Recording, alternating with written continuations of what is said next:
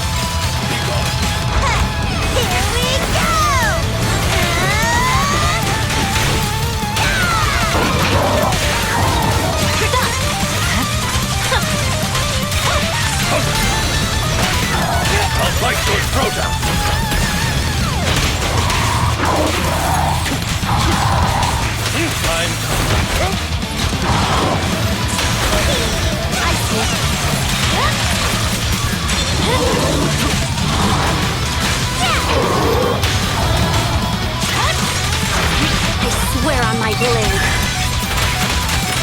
Yeah.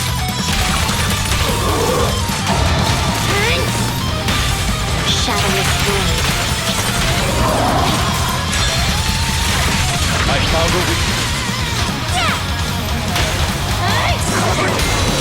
Watch out!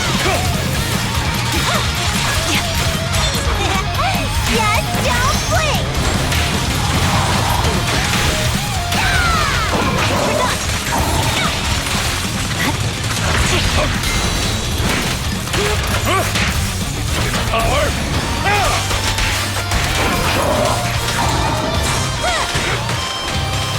Time to eat! Purging slash!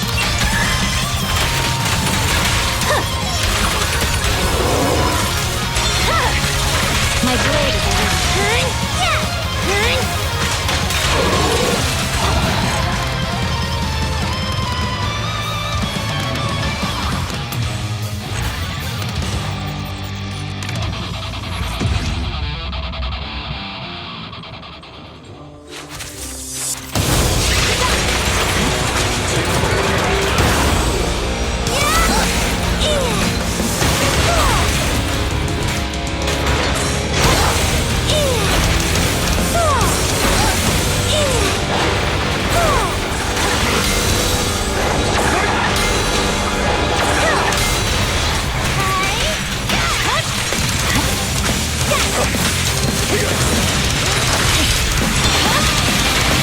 over. Purging slash!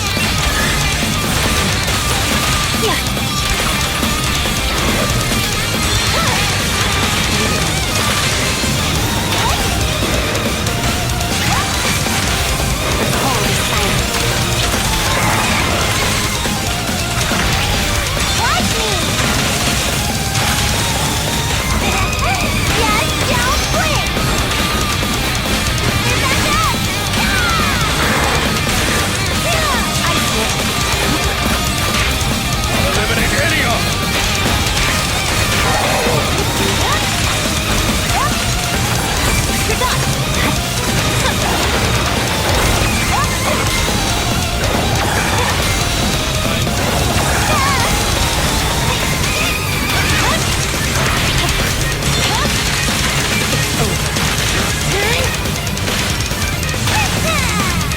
Victory, the only option.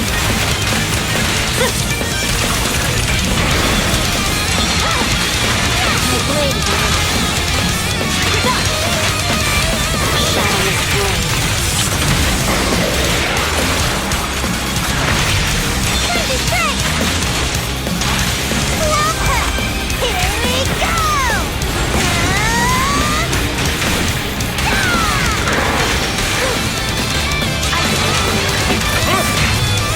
Power!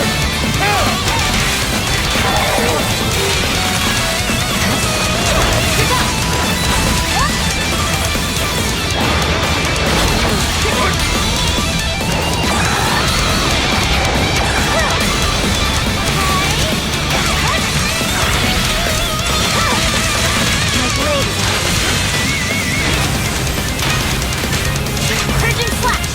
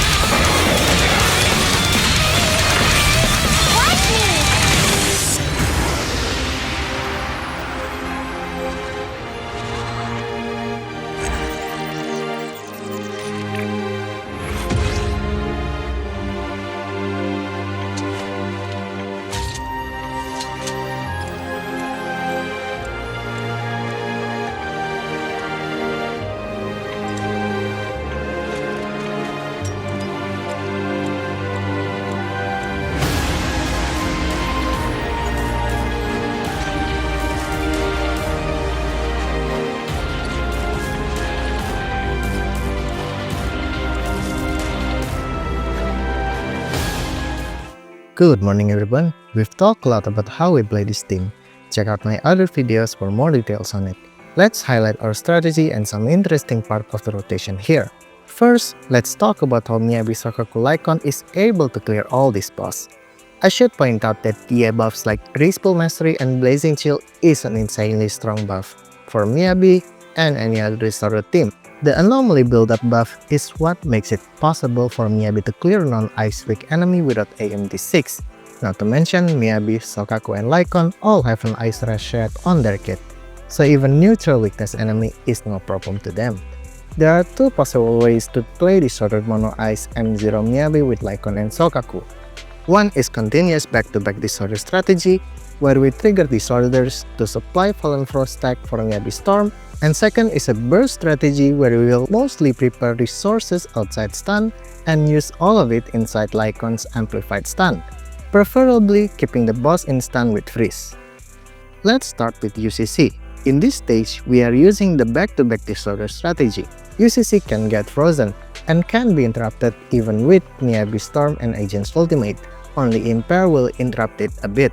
Trigger Frost, Storm, Freeze, Miyabi Frost again before the freeze 10-second countdown, and then Storm again. Pretty straightforward. Don't forget about the important role of Lycaon and Soukaku. Lycaon dazing and applying his debuff by EX or defensive assist before Miyabi deals any meaningful damage, and Soukaku stacking quick assist for Miyabi's astral stack and giving Miyabi full buff. Our target to get this boss down is to get 4 stun window. Normally, a stunner that has an elemental advantage is better at getting more than 3 stun window. But here we can do this by breaking 1 or 2 of UCC leg each free stun plus Lycaon's ultimate. There is an impair bonus on each of UCC legs that lasts for 20 seconds. It would be better to time the leg impair as close with the stun, so the stun window gets the bonus. But I don't fully utilize this on this run. We don't necessarily need it as Miyabi out of stun damage is good enough here, and looks like Miyabi can impair the legs inside stun. Other bonus from the leg impairs is free decibels, 1000 of them. With the free decibels from the buffs already, this team's decibel advantage is really good that we don't need to do much management on it. But you probably want to time who would break the leg to get the 1000 decibels, because for off-field characters, they are still going to get only 50% of it. For example, in the first pre-stun, I like to give this leg impair for Lycaon so that his ultimate is ready after Miyabi's first storm, and we get the first stun window in the first 30 seconds of the fight. Because of the decibel advantage, it would be better to use the ultimates as soon as possible, but still align it with the anomaly attribute order. Lycaon ultimate is important to get 4 stun window. Soukaku ultimate is also important for recharging the team's energy, but most importantly, Miyabi's ultimate for more damage. In this run, we get 5 Miyabi ultimate overall, 3 inside stun and 2 outside. First ultimate we got in first stun exactly when it is ready. The second ult we got not long after the first stun window. At this time, Miyabi Fallen Frost is already full, so we will trigger this Frost with her Storm. That's why we are staying on her. And I got the feeling that her Storm will break the leg, which will make her ultimate ready. We can use it immediately, getting 3 more Fallen Frost stacked for another Storm. This is arguably better than holding it for the next stun, even though the third ultimate is not ready for the second stun window, but overall we get 1 more Miyabi ultimate more than the stun window, and the last 2 ultimate is timed inside stun.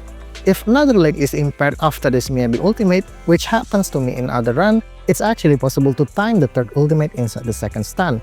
And that's pretty much the killing strategy. Keep the disorders and storm going, and don't forget about the attribute order and the anomaly countdown. But let's be honest, this boss might be the most annoying DA boss of all time. You might already learn the hard way that this boss has a big block of unhittable hitbox. I learned the impair timing by memorizing it through repetition. Like in the first impair, Lycaon attack will likely impair when Miyabi first storming. But this is not always consistent.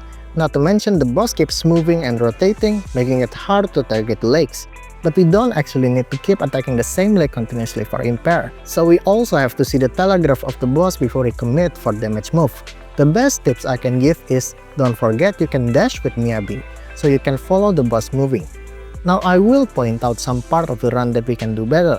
Here, I was expecting to break leg with Lycaon, but the boss is moving, so we don't get it. But luckily, we don't need it to enter the stun. And this part is actually a misinput. I should have EX 2 times with Soukaku, but I hold it too long for the second EX. Luckily, we can go to Lycaon to trigger the Frost before Miyabi chain.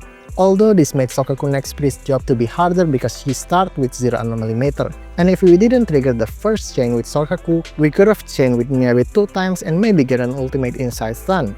At this part, it's actually better to impair the leg with ultimate. I don't know why I start with EX at the time. You should always ultimate before EX with Lycaon for decibels anyway, but this never punished the run, so all's well that ends well. At this part, I was aiming to defensive assist with Lycaon for stun, but I got the timing too soon and got hit. This makes us lose time, making the next Miyabi Frost miss the disorder. Luckily, Miyabi has an EX ready for one more Fallen Frost tag. And this last one is also a classic jumping crab behavior. The ultimate should have impaired the leg and stunned the boss, but we can settle with stunning with basic. We got the last leg at the end, leaving no legs unimpaired. Now on to Pompey. He is the only boss I couldn't get to kill with this team this season. Pompey can get frozen by ice and frost anomaly. This is good, which means we can farm more performance point by perfect dodge, but also bad because we can prolong the stun window. So ideally, we want to use the back-to-back disorder strategy. But as you see in the run, it's actually quite hard for Miyabi to trigger Ice Disorder consistently before the 10-second countdown, or at least I have to practice more on it. Because Pompey keep moving constantly, we can miss some Disorder. So we need to allocate extra Miyabi's energy for emergency Fallen Frost tag. Because we can't fully do back-to-back Disorder continuously, I figured we can do Burst Rotation instead. Let's call this strategy Pseudo Burst Rotation. Even though the stun duration is not prolonged, our target is to get 4 stun window. But as I said before, Lycaon isn't necessarily the best stunner to get 4 stun window on Pompey that is not Ice weak. And Pompey doesn't have a boss mechanic with bonus days like UCC or Typhon.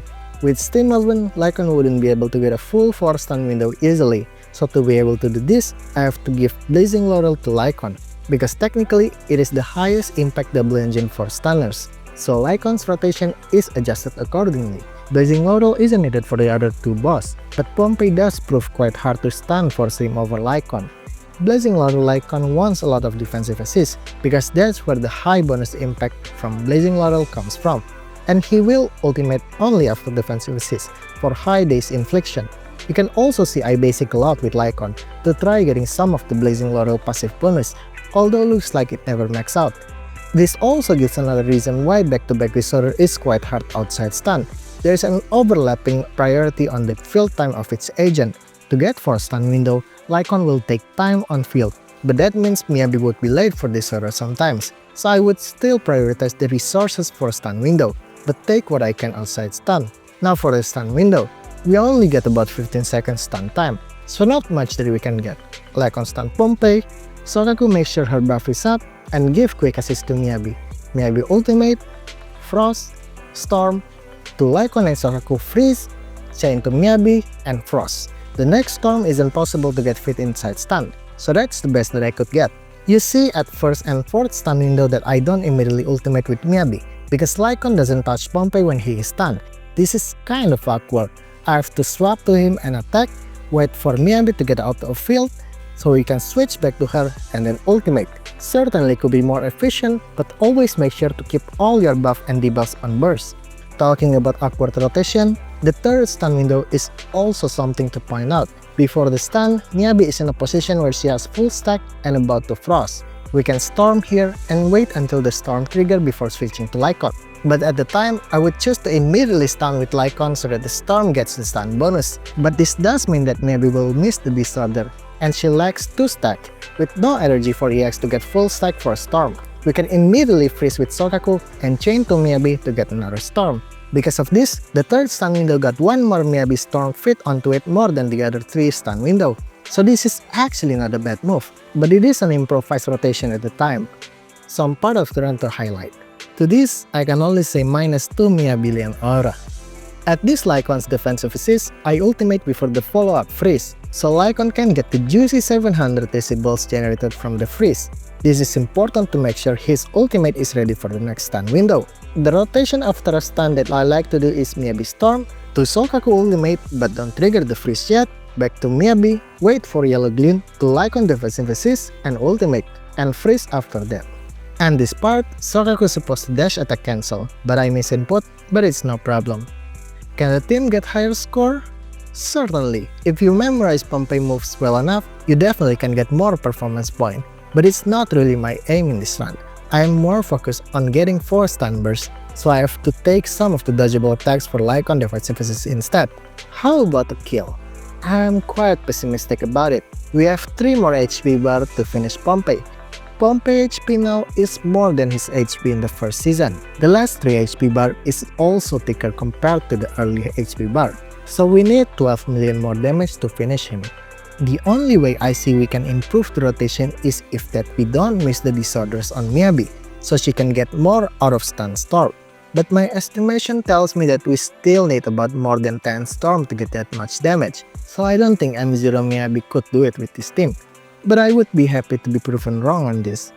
M1 should be enough, but the point of this video is to see how far M0 Miyabi with this team can go. And I do have to give Lycaon some limited cost by lighter W engine to do this. With perfect rotation and no miss disorder, I would estimate a 55k damage score to be possible. But once again, I'm happy to be proven wrong on this. There might be some damage optimization that we can do on the rotation. Well, normally you wouldn't fight Pompey with Soukaku Lycaon anyway. They are better teammate matchup for Miyabi. Typhon is by far the easiest boss to do this season, not to mention it literally stuns itself. So in here, Lycaon D6 is changed to EX so he can use his EX for building anomaly more than 4 days. And it is really weak during stun, with 200% stun volt bonus, 50% higher than normal bosses. And it is freezable, so we can go all out on the burst stun rotation. The rotation is also simple: setup, burst, repeat. Instead of phase, you want to make sure Miyabi's energy is enough for the stun, and Soukaku's Vortex is ready to buff Miyabi. At the first pre-stun, Soukaku will need 3 Vortex from her M2 RNG hitting the boss, but for the next stun, she only needs 1 or 2. Take less defensive assist with Soukaku so that she can immediately buff Miyabi and build Astral Stack for her too. Ideally, you would want the boss to stun and froze simultaneously, so Miyabi will have time to charge her storm. Frost, storm, freeze, Miyabi ultimate, frost, storm, freeze, chain Miyabi, frost, storm, freeze. Try to maintain the stun lock to get 3 Miyabi storm inside it. And if done correctly, you should be able to finish Typhon within 3 stun window. One interesting part here is that we didn't immediately chain Miyabi from Soukaku, but quick assist Miyabi first and then trigger chain with Lycaon. This is done to build more astral stack for Miyabi, and to let Soukaku build Ice Anomaly and Energy Background with her dash attack cancel. After the stun, we set up for the next stun window.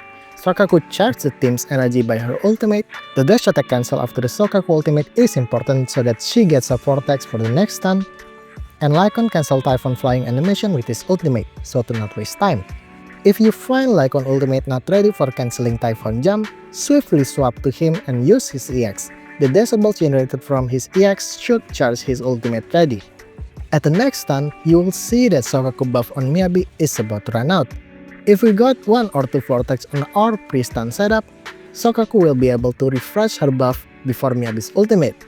But if we start with no Vortex, spending the energy and stun time for 3 EX is just straight up too much, so there will be considerable damage loss. But honestly, no big deal if you see how fast the team's clearing Typhon.